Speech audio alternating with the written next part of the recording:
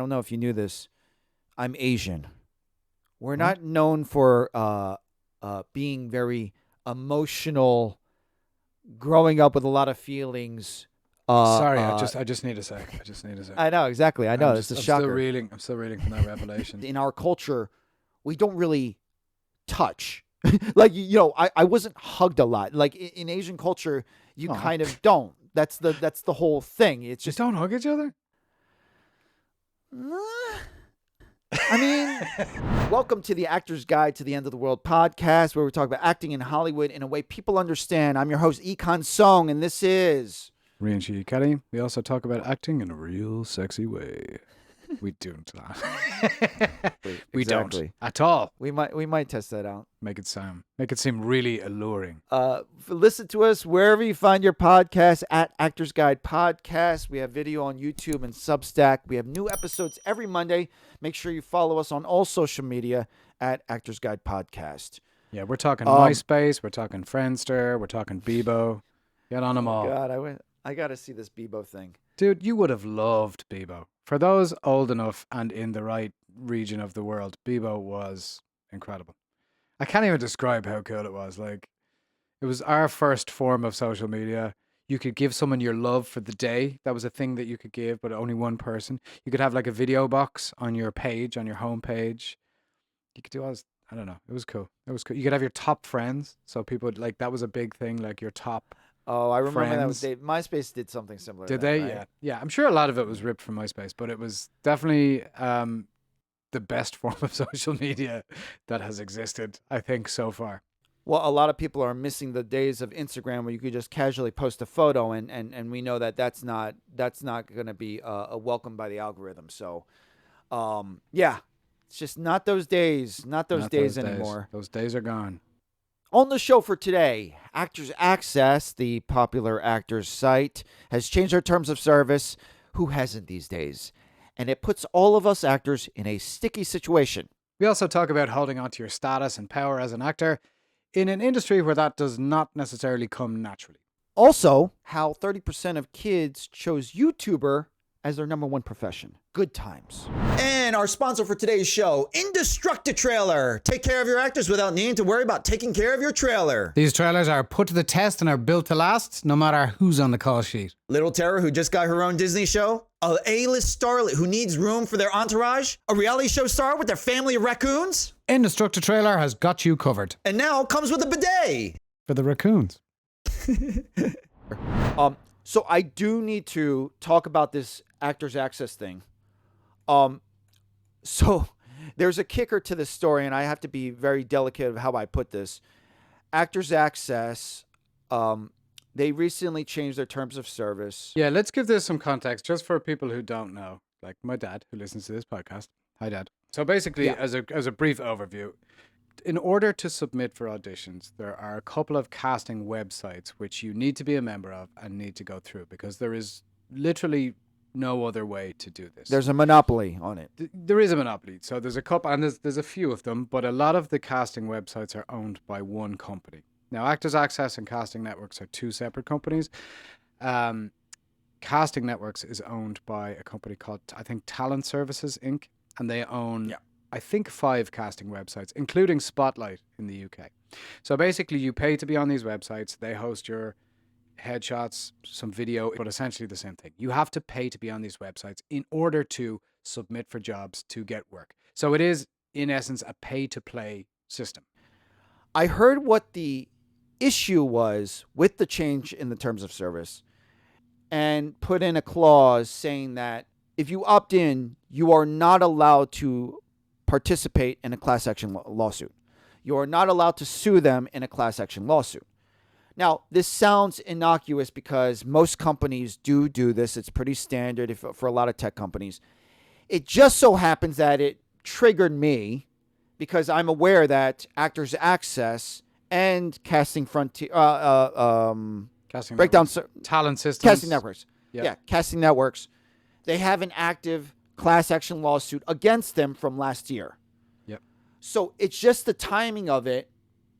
I was like, oh, hell no. If you opt in, you would essentially cancel out previous class action lawsuits that are against them. So tricking all the actors, logging into your actor's access. Oh, we changed the terms of service. Oh, blah, blah, blah. I'm not going to read it. And then you just continue and click yes. So I did a video. I got the word out. I was not the first one to talk about it. There's no easy situation around this. Basically what I was saying or offering was, hey, we talked about this on the podcast. WeTransfer changed their terms of service after people balked and called them out, and they rectified it.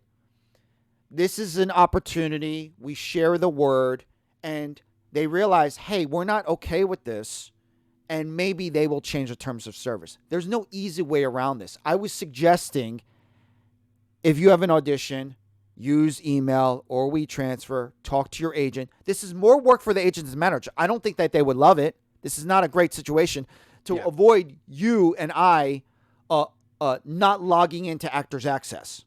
Okay? Right. So there's that. That's not a great situation, but this is essentially holding out, in a way, a quote-unquote boycott of Actors Access until maybe they change change the clause. Yeah. That's where we are. And someone responded on my reel, and he's in the industry. I have a loose idea of who he is.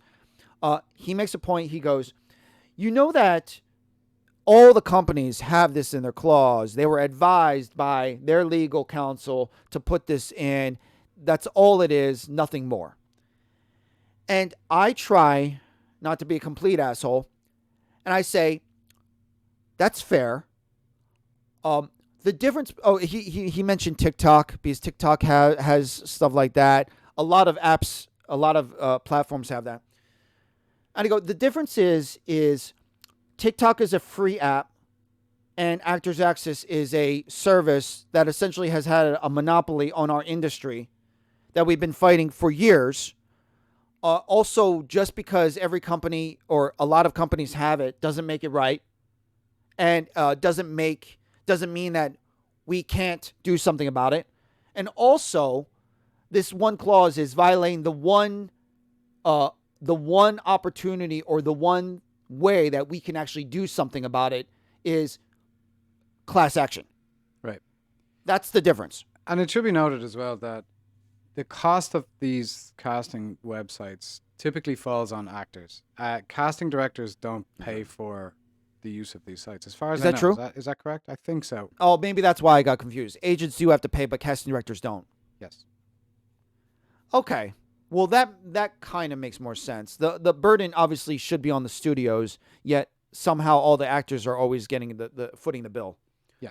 So the kicker to the story, I was optimistically just hoping that, the problem would vanish. I'm going to be very discreet when I say this. People higher up contacted me, my rep, and wanted to point out a few things. They saw my video. I was kind of impressed. Access video. Yeah. Yeah. I was kind of impressed / surprised that they saw my video.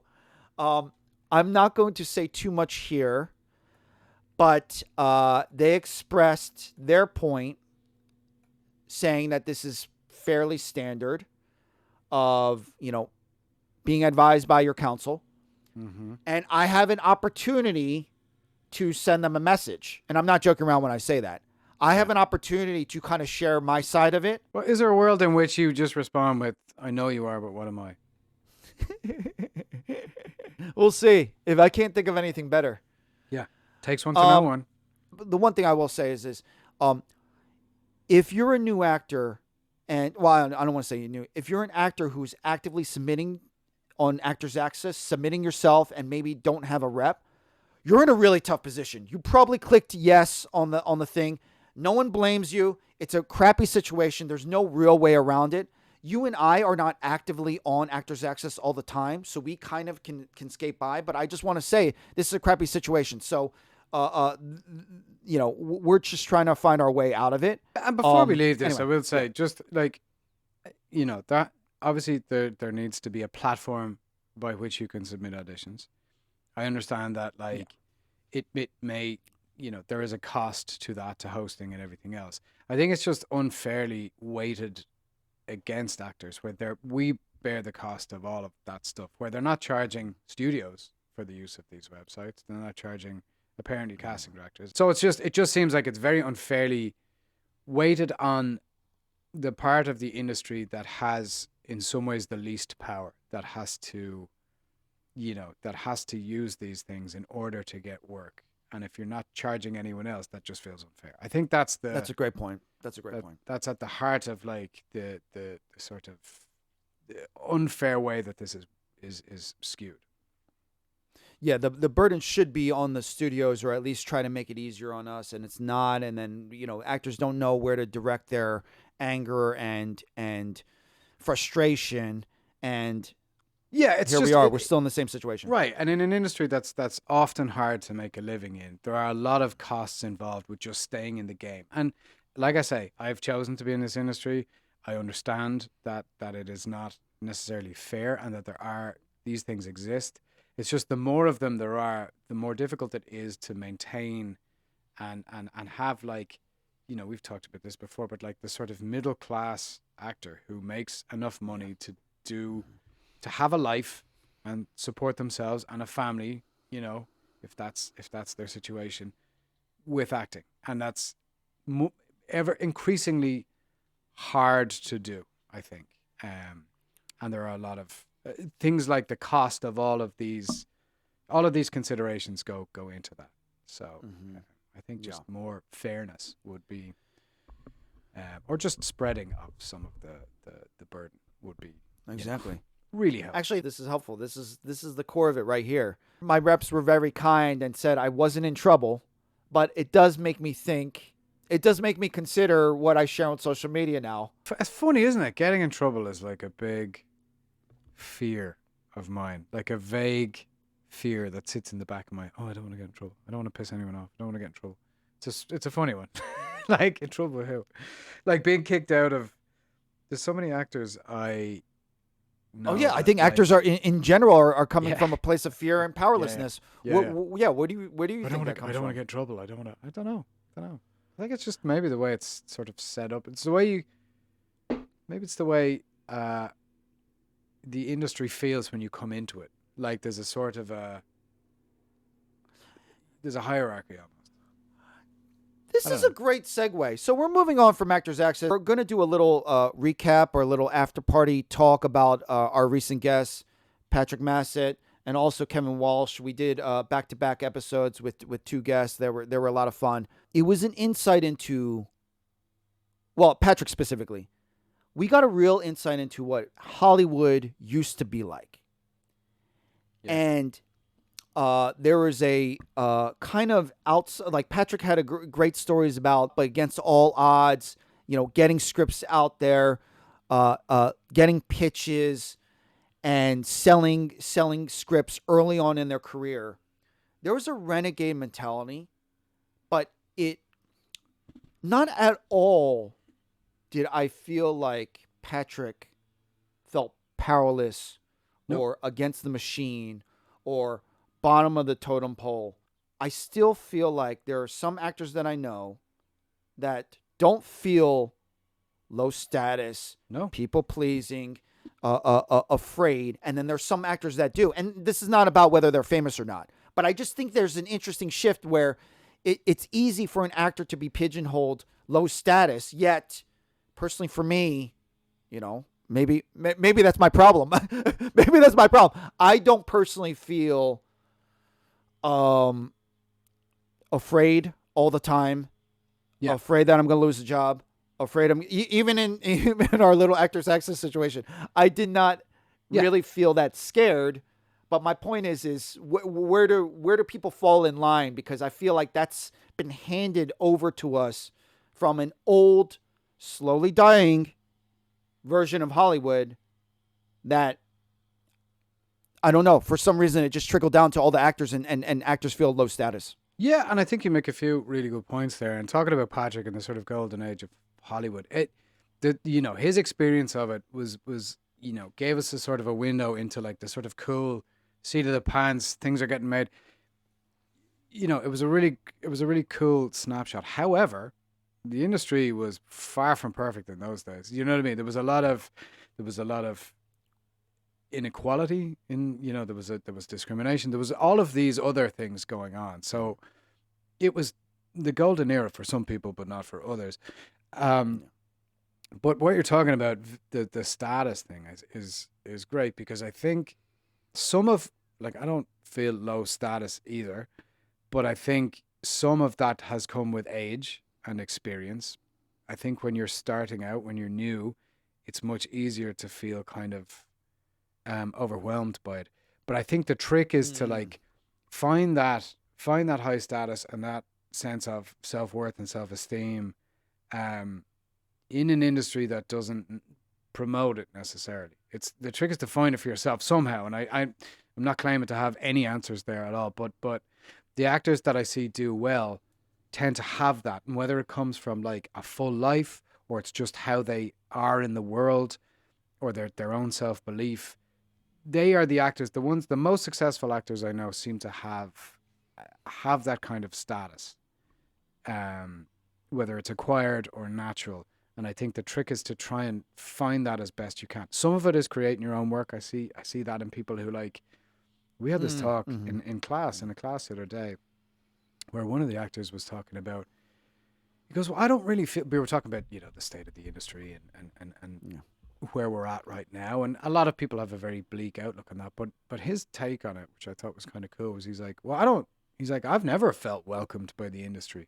He's like, so for me, he's like, the kind of, what I see as the way forward is to just keep making my own work, directing. He's like just got an interest in directing. He's just directed his first short film. So his approach to it is born of years of never feeling like he was in the circle, or, you know what I mean? Like it was welcoming him in with open arms. So it's made no difference. It was like during the strike, when there was people who were actors who were used to supporting themselves with another job. It didn't necessarily hit them as hard as the actors who were working pretty consistently just from acting, because they didn't have a fallback. And then they had to scramble for jobs. So it's an interesting thing, people's approach to it, and where they find that sense of status and sense of self-worth that's not connected to whether somebody's going, here's a job or not. Right. Going back to, you said that, and this might be completely disconnected. You said that you always felt like, growing up, or in the back of your head, you always thought that, oh, I might get in trouble, or I might do something wrong, or I might get in. Like, what? How does that play into all this? Because you have a pretty good sense of, mindset, but that sometimes just pops in your head.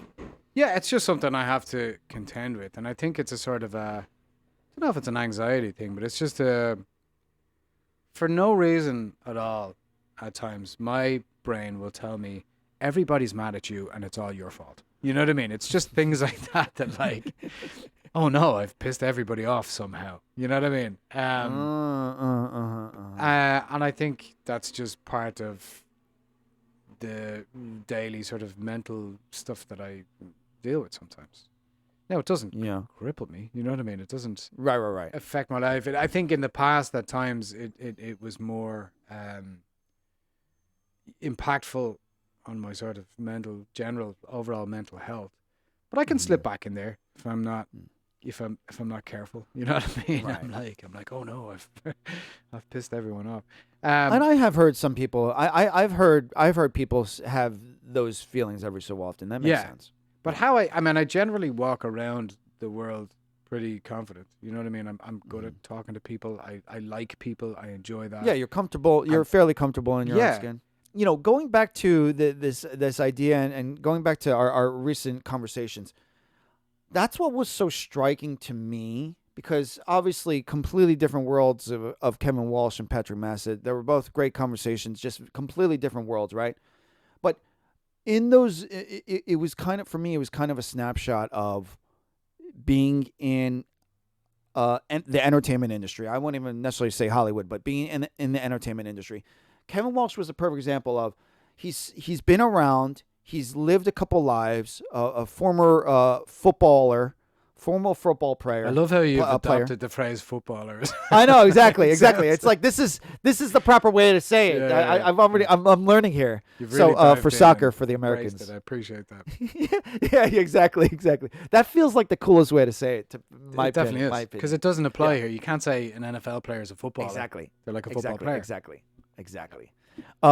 Anyway, so Baller. it was just it was kind of inspiring because this is a guy always was interested in acting. Classes, workshops, wanted to talk about movies, see plays. Even when he was, even before he was an actor. Moving out to LA, he has a bar job. He has, a young kid, and yet it does not look like he's lost any enthusiasm of doing the grind, of getting in the entertainment industry, booking jobs, and working at it and pursuing his dream. Not at any point does he feel low status or he's embarrassed, tail between his legs. He's making work, and also he just worked his ass off putting together a play and successfully closing a play last month in LA. So it's like, that's kind of like my point where in this conversation, mindset and how you carry yourselves, I think it's inspiring. It's inspiring for me. That's one of the takeaways for me. Absolutely. I think a positive attitude carries people a long way because, like, you see with people in all walks of life, but there are people, and I have to be careful of this myself. The way I talk about myself, I have to be careful with that because I can use negative language at times, which doesn't serve me because it sort of reinforces negative beliefs in me. So I have to be careful about the language that I use, the way I think about things. That takes constant adjusting, I think. Just in life, I have to be aware of when I'm like, oh, that's not a helpful way, because the people that I like to be around are people who are positive, people who are, that make you feel good and that don't try and convince you of how tough things are for them in order to like elicit a response, whatever that is. And I'm not denigrating that either because I understand sort of where it comes from, but I have to kind of put but I have to put work in, I think, to reminding myself of like, that's how I want to live my life because it feels good. Feeling positive feels good. Feeling resentful or feeling bitter or feeling angry, it's not enjoyable. There's a kind of a, that kind of self-righteous sort of justified anger can feel kind of good in a moment, but overall it's not a healthy way for me to live. It's not a positive way for me to live my life. This just came into my mind, and I'm kind of ripping. I probably heard Seth Godin, who's a brilliant author, say something similar to this. But I have to ask you because I'm trying to pinpoint it because you and I are a few things we think very differently. Would you say that your feelings dictate your actions, or your actions dictate your feelings? I have learned that my actions dictate my feelings. Well, I think that a lot of, a number of years sober and, in sort of like a number of years in recovery has really turned that around. By the way, congratulations. I don't know if you you say that. Yeah. Sober birthday? Yes, that's right. 14 years, which is magic. It's an absolute gift. But learning from other people has turned that around. And it's a great distinction because I think my actions used to be led by my feelings. And I think I have learned now that it's absolutely the opposite. They say esteemable actions create self-esteem. I like that. And I have learned that my actions can absolutely change and dictate my mood. And it's only action that changes my mood. I often can't think my way out of something negative, but I can act my way out of it, and my thinking will change. Now, I didn't come up with that myself at all. I learned that from other people, but I've seen it work in my life time and time again, and it's something that I try to practice, you know, daily now. So absolutely, you're right. Actions dictate feelings, and I don't do it perfectly by any means. I mean, I do, you know, my feelings do often dictate actions, but I've learned that like it's the opposite. It's kind of the when you think about the theory of meditation, like not getting attached to the thoughts that come into your mind, but just kind of letting them pass, not letting the thoughts dictate your feeling. Because you know, like when you have anxious thoughts in your mind, your body changes. You know, you produce cortisol, your heart rate increases, your adrenaline increases, all of these things. You know, there's a lot of evidence to back up the fact that, you know, if you can change your thoughts, it changes the chemistry of your body. And the way that the most efficient way I have found to get there is to take some contrary action, to take some action that seems like it's not the answer, you know? Right. And again, that was, you know, I learned that from other people. Yeah. The one thing I will say is when I was saying that, you know, in a lot of ways you and I are fairly different, and I won't go on and on about this, but, you know, needless to say, and I don't know if you knew this, I'm Asian. We're not known for being very emotional, growing up with a lot of feelings. Sorry, I just need a sec. I know, exactly. I know. It's a shocker. I'm still reeling from that revelation. If you can't see that, Rían is reeling for the listeners because they can't see your facial expressions. But so carry on. You know, you're Asian. You can see it on YouTube and Substack. Everyone. I grew up in an environment where we don't you know, we didn't grow up very expressive, effusive of our feelings. Yada yada yada. Feelings are so not part of my language. They almost don't even exist. And so that's part of the reason why I became an actor, because I was like, oh, there are all these other things that people experience and think about and talk about. And I'm like, oh, there might be some really cool things in that. But I absolutely had no recollection of any of those things growing up. And so that's my baseline zero. And so here I am. I'm so captivated by how you look at the world because I'm talking to all the actors and they tell me about their feelings. And I'm like, wow, I can't even imagine being so wrapped up in feelings and being like, wow, they felt this way and it caused them to do this and that and they're feeling that. And I'm like, I almost can't even comprehend it. Huh. And so that's where the two sides of this, where that's where I'm coming from. Yeah, and so that's why I love having these conversations, because I'm learning more about this world, but I'm also learning more about myself. To be honest, so I grew up in a culture that's not big on that's true. Men expressing their feelings either, to be honest. Yeah. You know what I mean? It's changing, but that has historically but that been is the case in Ireland. It's still a far stretch from typical Asian culture, though. Probably, I don't know, to be honest. I don't really know. Oh, really? I know that like the Ireland that I grew up in, you know, guys didn't really talk about their feelings too much, which was a problem. Let me put it this way: did you guys hug? Yeah, we did. Yeah, my family are. Okay, my family, so you guys actually say, did like, touch my each family other. are very loving and very open. My family. I just meant the culture is sort of at large. But I just want to say this. I don't want to engender stereotypes. The fact that Asians might be colder or less feeling. It's just how they show their feeling in the culture.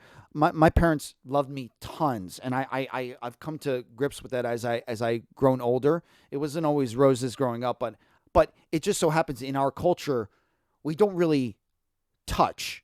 Like, you know, I wasn't hugged a lot. Like in Asian culture, you kind of don't. That's the whole thing. It's just don't different. Hug each you know other? what I mean? Okay. I mean, it's like I mean, I don't want this to be weird, but it's like you need to go to one of those groups where they just hug each other. I saw it on TV. It's just not our usual thing where it's like, if you say I love you, then someone usually just gets confused and not know how to respond. You know, it's just like that's kind of like that's wild.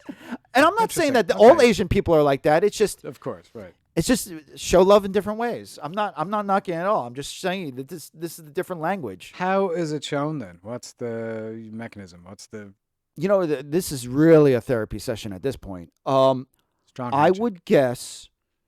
Well, I would default to the love languages. If anyone knows that book, there's have you ever heard of this? The 5 love languages. It's basically Not I think specifically, it's but vaguely, but not. yeah, I'm it's not essentially familiar with it. words, gifts, touch, spending time. To be honest, I always forget the 5th, but my point is High fives. I want to say gift cards. close. Asian culture for sure. I felt love through protection, taking care of. Wow, that's interesting. It reminded me of something there, and it's not. Maybe this is not a parallel. It just sparked something in me. But the play, I think it's Fences is the play. Oh, with, okay. By August Wilson, and it was done. There's a video that goes around of like there's a scene. I think it's Fences. Let me just confirm that. But there's two. James Earl Jones played the role, and then years later.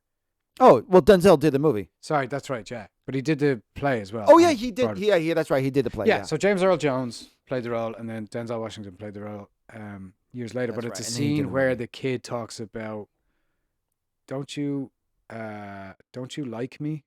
And the scene is the dad going, like you? I don't have to like you. I put food on the table. I'm paraphrasing, but that's the basic. Yeah. I famous take care of you. monologue. I make sure you eat. Yeah. It's a great scene. Yeah. But it's interesting. I Yeah. don't know why it just sparked that in me where it was like, who says I got to like you? You know, that idea of like, don't I do all these things? That's how love was shown in that instance. But Yeah. No, know- there's definitely a parallel there. no, you're right. But I don't get the sense that you feel like you were deprived necessarily. I don't feel like. Is that Oh, yeah. accurate? I absolutely do not. Obviously, if anyone knows me, I spend a lot of time with my family. If anything, I spend more time with my family than most people. I absolutely enjoy it. There's not part of it that's a burden.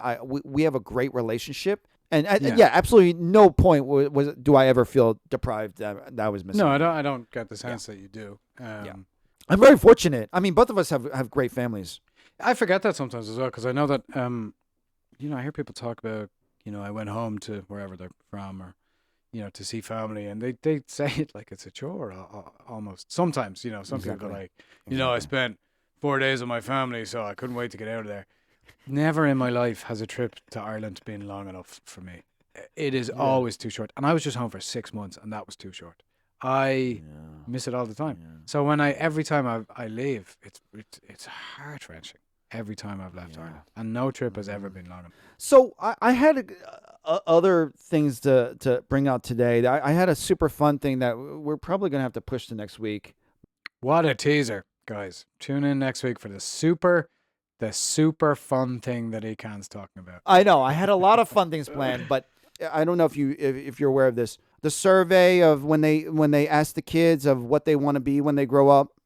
Guess what the number one profession is YouTuber or streamer.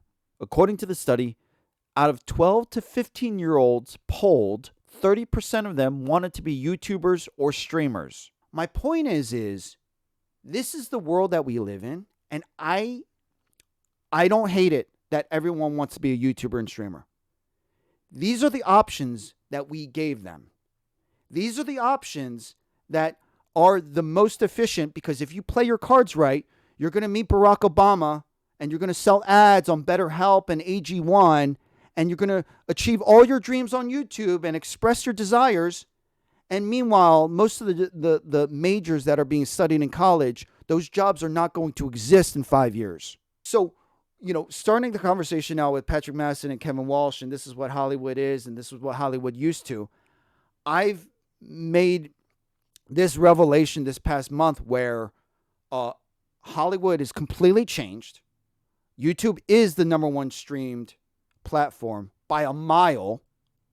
And this is what we have to deal with. Yeah. And so I'm looking at all the other actors and many actors and many writers mourning the days and gripping onto what Hollywood used to be with cold, dead hands. And I'm like, oh my God. It's like I've been holding on for a pretty long time. And I'm like, I think I'm finally about to let go. Now, I don't know where you fall in this, but here I am, us talking about this stuff, and I'm like, I do not want to be the dinosaur, the last one at the party, holding on to a fading delusion. And this is where my head is going. And I'm trying to release myself of all this. Anyway, so that's my spiel. Which is what, but I've heard it anecdotally from my friends who have kids that, like, you know, one of my friends asked his niece or nephew, what are you into? You know, what do you like? So what are you into? What do you like to do? And they said YouTube shorts. That was their interest. That was what they were into. YouTube shorts, short videos on YouTube. So not just YouTube shorts. Very specific. So I agree with you that, like, that is the way things are going.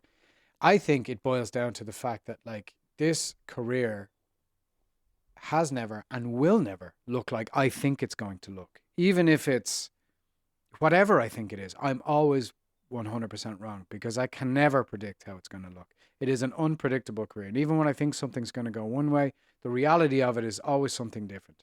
The second I think I know how something's going to go, I'm wrong. You're okay with the unknown. And I think there's a lot of humility in that. I think that's fair. Yeah. No, I get that. I think that. And I try to be because I find myself going, well, this is going to be that or this is going to be that. I have to just be open to everything. And, you know, I heard John Spencer talk about it, the late John Spencer, who's a brilliant actor. Also, you know, was sober a number of years when he died, but he talked about how acting was his drug. The next job was his drug. That was his addiction, was getting the next job. And I kind of, that landed with me because I really resonate with that because I love it so much, that the thrill of getting the job and then getting to do the job and meeting everybody is the buzz of it for me. And then what happens after that is not as important. It used to be more important, but it's somewhere along the way I've kind of, you know, that's faded to the background a bit, you know? Right. On that note, if that's something that obviously I'm assuming you could say that that's a bad thing, or you could say that it's a good thing. Which part? The idea that a job is almost like that's the drug, is getting to the next job. Yeah. So how do you take it? I'm not saying it as a bad or a good thing. I'm just kind of, that's how it feels to me. I don't know if it's a good thing or a bad thing. Ultimately, it's not going to make you happy. You know what I mean? If it is a true addiction and just getting the job is the absolute goal of your life, then getting the job is not going to make you happy because it's always going to go.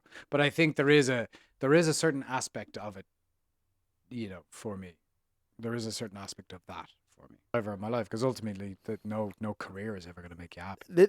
This is actually, thank you for bringing it.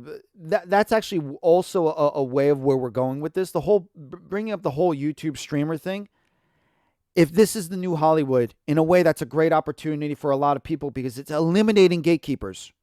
It's eliminating gatekeepers. You could create something on YouTube or TikTok or create something and blow up. And I think that's kind of like where a lot of actors, you know, maybe like you and I, where it's like that doesn't come, that's not first thing on our list.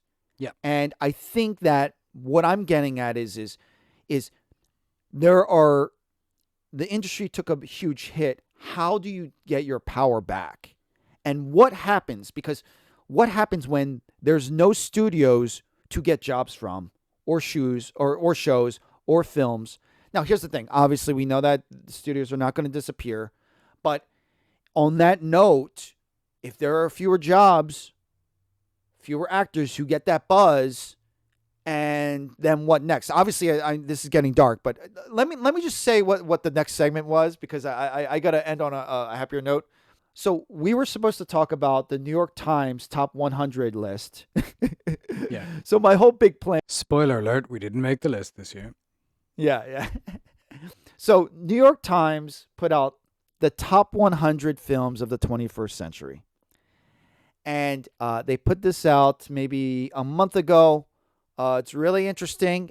These are the best films from the past 25 years. And so my whole mindset of all this is we see where Hollywood is. We're embracing where Hollywood's going. And also, I don't know if we got time today. We might have to do it next week. We get to appreciate the greatest films of the past 25 years. And my point is this: if we can't appreciate the best films of the 21st century, Hollywood is cooked. Hollywood is so cooked if we can't, at least embrace what the great history and the films that Hollywood has produced. That's Sure. my No, spiel. I hear you, man. I hear That's you, my man. spiel. I just the only thing I'll add to that before we wrap it up is like there are good and bad aspects to everything. If you look at the music industry as a parallel, the music industry completely changed with streaming. Big record deals went away. Nobody could make money. Musicians, very hard for a musician to make money. On the flip side of that, there's access. Anybody can make music. Same as the film industry. It used to be very expensive and only a few people could make movies because only a few people had the money and the equipment. Now, with the advent of technology and the internet and everything else, everybody can make a movie. So there's a democratization of access, but there's also, the breaking of the system that benefited, a few people in a huge way. So I don't know. Yeah, I that's a great have parallel. to feel that whatever comes next is, could be great. Like if the studio system breaks down completely, okay, then everybody just makes, like you say, YouTube is the way forward and people making their own content, and we'll see where that goes. But I don't know.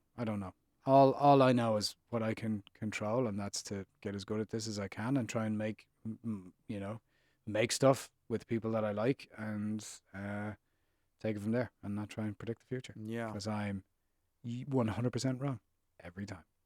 All right, that's a great place to end it. Just remember, Rian's wrong 100% of the time. You heard 100% it of here, the time. folks. Yeah, I am the world's worst fortune teller. Do you have a hidden gem? I actually do have a hidden gem. Good for you. Let me throw something out there. Now, I don't know if, in all honesty, I don't know how often people have been using it. But let me just tell you that I used it for the first time and I was really impressed. Soap. It's built on. It's essentially comes with every iPhone. I think they have a basic translate app. It has many languages. Hopefully, it has your language. But there's a part of it where you can essentially use the camera within the app to take a picture of language, and it just instantly translates it. Yeah. Now, I know that probably Androids had this 5-7 years ago.